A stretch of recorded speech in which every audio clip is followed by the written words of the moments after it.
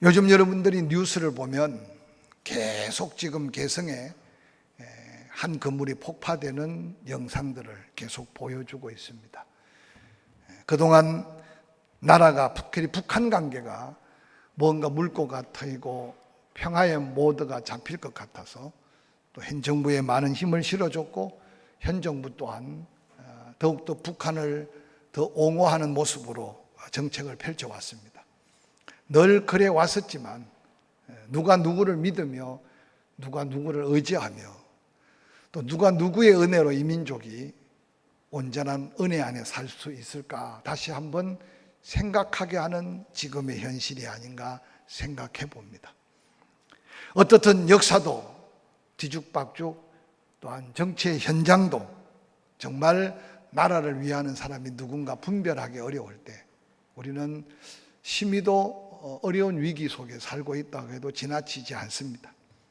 여당과 야당이 피 튀기고 싸워도 그래도 국민들이 기대할 만한 저 사람이 대통령이 되면, 저런 사람이 국무총리가 되면 라고 생각하며 관심이라도 가졌는데, 지금 우리의 삶의 현실은 더 기도해야 될 때가 아닌가 생각해 봅니다. 어떻든 나라와 민족이 평안해야 우리 가정에 안정이 있고, 가정이 안정하고 행복해야 그 가운데 다음 세대들이 꿈을 꾸며 일어나고 다시 다음 역사를 이어간다는 사실을 기억할 때, 지금 우리의 선조들이 기도하고 하나님의 은혜를 입어 풍요로운 이때를 사는 우리가 과연 다음 세대에 물려줄 새로운 역사가 무엇인가 좀 다시 되씹어가며 기도하는 시간을 늘려가고 기도한 제목을 더해가야 할 때 우리가 살고 있음을 깨달으시기를 주의 이름으로 간절히 축원합니다. 특별히 사무엘상 1장을 펼치면 한 여인의 괴로움에 고통스럽게 기도하는 장면으로 하나님의 새로운 역사의 장을 펼쳐가고 있는 모습을 볼 수 있습니다. 오늘 저는 사무엘의 출생과 사무엘의 사역이 끝나가는 사무엘상에 기록된 역사적 배경을 살펴보면서 하나님은 어떤 사람을 통해서 또 하나님은 어떻게 새 역사를 이루어 가는가, 과연 구약의 사무엘상에 나타난 사무엘과 함께하는 하나님의 역사를 보면서 짧은 우리의 일생, 또 우리의 가정, 또 이 나라 이 민족을 바라보고 우리가 기도할 제목이 무언가를 찾는 이 시간이 되었으면 좋겠습니다. 사무엘상 1장 10절에 한나가 마음이 괴로워서 여호와께 기도하고 통곡합니다. 그는 서원하여 이르되 만군의 여호와여, 만일 주의 여종의 고통을 돌아보시고 나를 기억하사 주의 여종을 잊지 아니하시고 주의 여종에게 아들을 주시면 내가 그의 평생에 그를 여호와께 드리고 삭도를 그의 머리에 대지 않겠나이다 라고 기도합니다. 한나의 기도로 사무엘이 출생할 걸 누가 알 수 있었으며, 한 여인의 통곡하며 간구한 기도의 응답으로 세워져 가는 사무엘이 과연 하나님의 새로운 역사의 인물이라고 누가 믿기나 할 수 있었겠습니까? 우리가 끊임없이 나라와 민족을 위해 기도하고 또한 다음 세대들을 위해서 기도할 수밖에 없는 것은, 하나님은 그런 한 여인의 간절한 기도를 통해 하나님이 가장 위대한 계획, 그 계획을 수행할 하나님의 영광 가득한 가정으로 세워가는 하나님의 섭리를 사무엘상을 통해서 바라볼 수 있기를 주의 이름으로 간절히 축원합니다. 한 개인의 고통이지만 그 고통 속에 한나는 믿음으로 하나님 앞에 섰습니다. 뿐만 아니라 그 개인의 영달을 위해서 기도한 게 아니라 하나님의 영광과 상상할 수 없는 하나님의 나라를 놓고 그는 기도했습니다. 뿐만 아니라 그는 그렇게 사모한 아들을 품에 안고 키우기보다 자신 드리기보다 더 힘든 그 아들을 하나님께 드리면서 헌신의 아름다운 삶을 살아가는 모습을 성경을 통해서 보게 합니다. 사랑하는 성도 여러분, 우리에게 맡겨진 작은 일이지만 믿음으로 또 하나님의 영광을 꿈꾸고 우리의 시간, 때로는 가진 소중한 것을 들여가는 자리에 하나님은 계속 새로운 역사하고 계신다는 사실을 기억하시길 바랍니다. 아들을 낳은 후에 사무엘상 2장 1절에 한나는 기도하여 말합니다.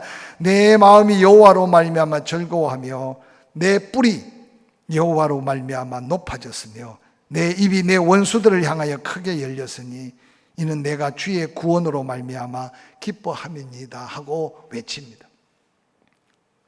얼마 전까지만 해도 눈물과 탄식으로 금식하며 통곡했던 한나인데 하나님의 은혜가 한나에게 임하기 시작하니 그 통곡과 절망 속에 금식하며 부러졌던 한나의 입에 기쁨이 충만하게 되었습니다. 할렐루야.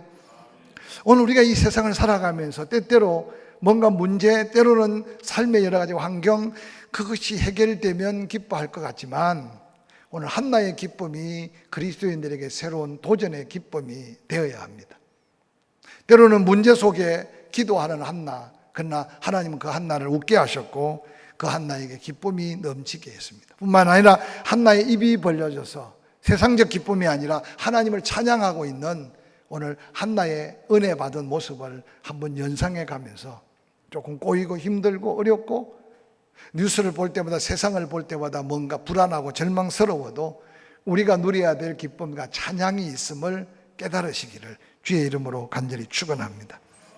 그러면서 한나가 내 입이 원수들을 향하여 크게 열렸다. 그 구원으로 말미암아 기뻐하며 한나의 가슴 속에 감사가 회복되고 있는 모습을 발견하게 됩니다. 이 기쁨과 찬양, 이 감사, 이것은 바로 하나님의 은혜 아래에 있는 응답받은 성도에게 주어진 특별한 축복임을 사무엘서를 통해 우리에게 말씀해 줍니다. 사무엘서 2장 35절에 내가 나를 위해 충실한 제사장을 일으킨다.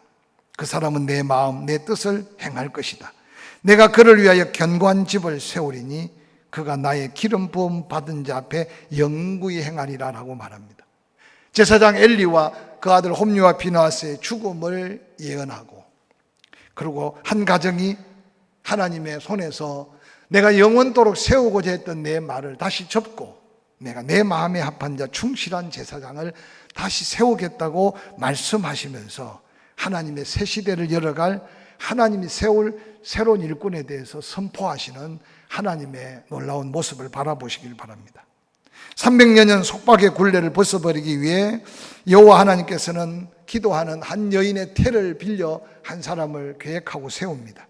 사사시대, 한마디로 말하면 자기의 소견대로 자기 옳은 대로 행했던 이스라엘 백성들, 하나님은 또 참고 하나님은 또 용서하고 하나님은 또 은혜를 베풀었지만 사사시대 300년의 그 굴레를 벗어 던지고 다시 하나님의 은혜 안으로 회복하기 위해 하나님은 바로 그 백성들의 고통과 고난, 역경을 헤쳐나갈 한 사람을 준비하고 계신 것을 보게 됩니다. 사무엘상 3장 1절은 이렇게 이어갑니다. 아이 사무엘이 엘리 앞에서 여호와를 섬길 때 여호와의 말씀이 희귀하여 이상이 흔히 보이지 않았다. 여러분, 제사장도 있었고 예물을 드리며 제사도 드리고 이스라엘 백성들은 그 앞에서 하나님을 경배하고 찬양했습니다. 그런데 놀랍게도 하나님은 그 예물을 받으실 수가 없었고 하나님은 그 백성들에게 말씀하지 않으셨다는 사실을 오늘 성경은 우리에게 보여줍니다. 여러분, 인생 속의 가장 큰 위기는 세상 일이 좀 막히고 육체가 조금 더 지치고 피곤하고 병들고 내 삶의 환경이 좀 더 어려운 것이 문제가 아니고 하나님이 함께하지 않는 것이 최고의 비극의 시작이고 최고의 고통의 시작이라는 사실을 기억하시기를 바랍니다. 사무엘상 3장 1절은 하나님께서 엘리와 그 제사장 그 가문을 멸하시면서 하나님이 입을 닫으셨고 마음을 닫으셨고 그 백성에게 말씀하지 아니했던 하나님을 한번 기억해 보시길 바랍니다. 근데 놀랍게도 아무 말씀하지 않던 하나님이 사무엘상 3장 10절에 여호와께서 사무엘아 사무엘아 또다시 네 번째 사무엘을 부릅니다. 사무엘이 엘리가 가르쳐준 대로 말씀하시옵소서 주의 종이 듣겠나이다 하니 여호와께서 사무엘에게 이르시되 보라 내가 이스라엘 중에 한 일을 행하리니 그것을 듣는 자마다 두 귀에 올리리라. 아무 말씀 없이 잠잠하셨던 하나님이 비록 어린 사무엘인데도 하나님의 계획 속에 세움을 입은 사무엘에게 드디어 사무엘아 사무엘아. 저는 이 백성에게 필요한 게 무엇이겠습니까? 중국이 우리를 돕고 미국이 더 강력한 힘으로 핵우산으로 우리를 받쳐주고 그리고 우리 투자하는 것마다 돈이 벌어지고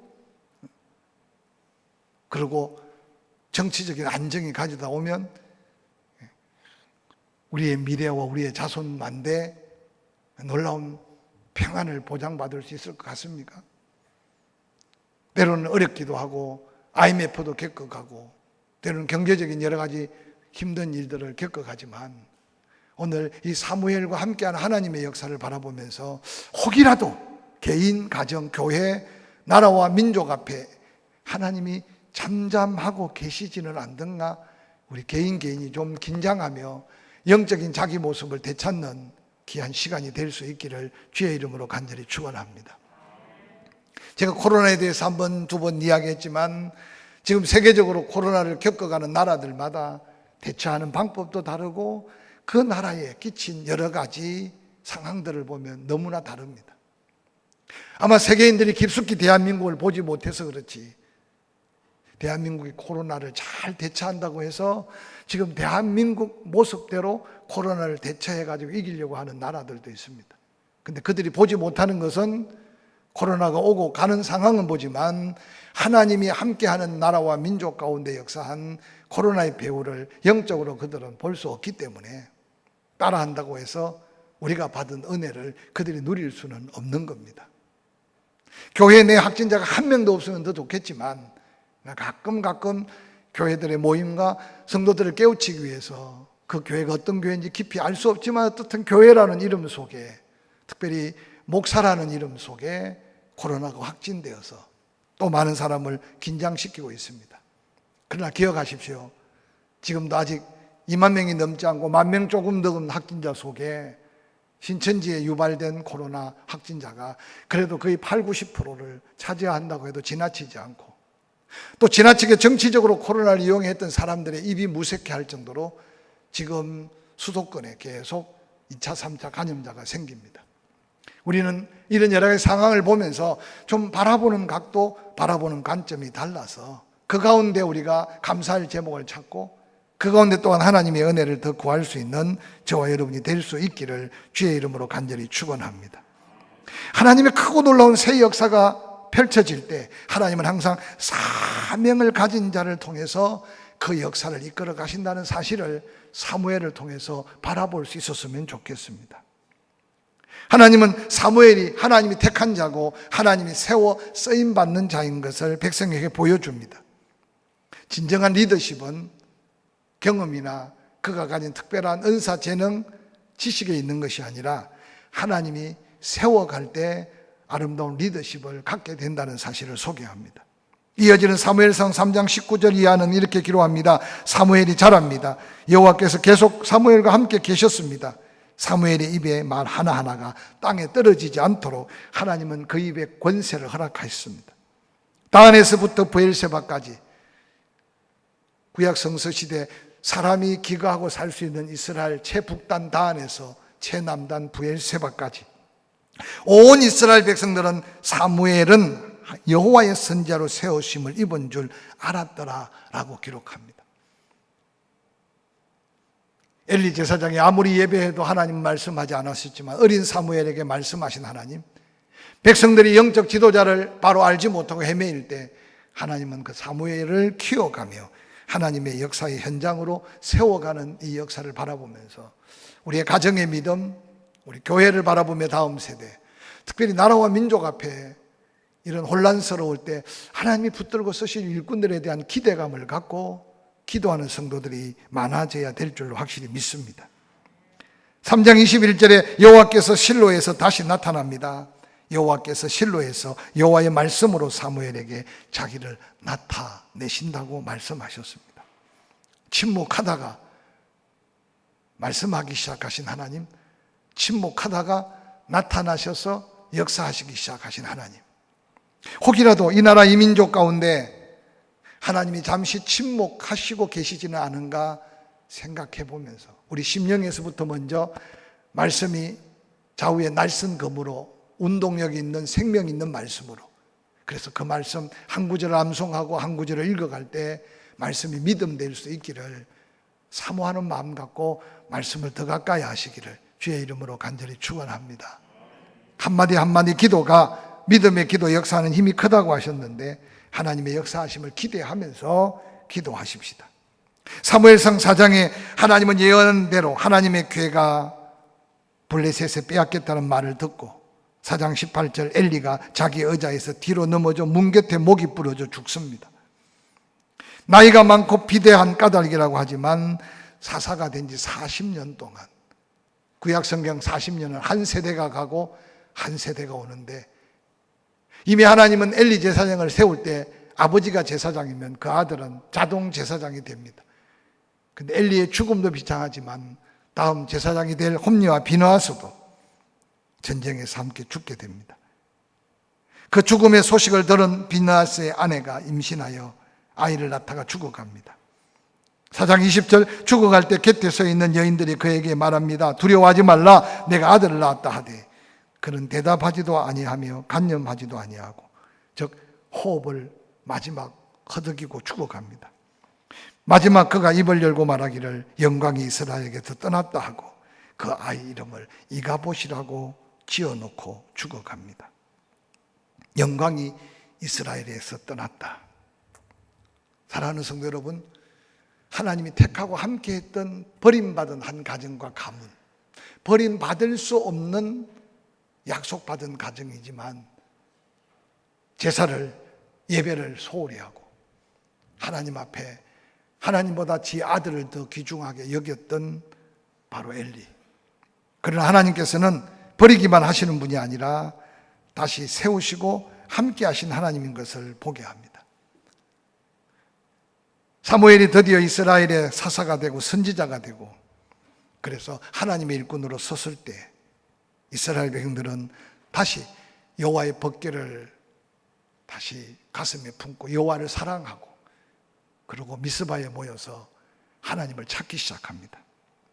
어리석은 블레셋 군사들은 꼭 지금 북한이 하듯이 이스라엘 백성들이 모여서 금식하고 회개하고 함께 모여있는 그 모습을 보고 마지막 자기들을 향해 죽기 아니면 살기로 공격할 줄 알고 모든 블레셋 군대가 이스라엘을 치기 시작합니다.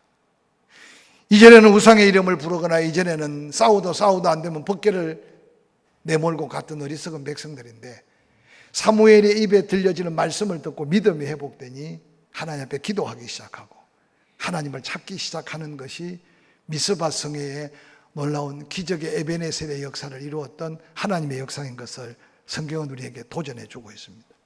사랑하는 성도 여러분, 있다가 없어도 우리는 하나님을 찾아야 되고 하다가 안 돼도 우리는 다시 하나님을 찾아야 되고, 할렐루야.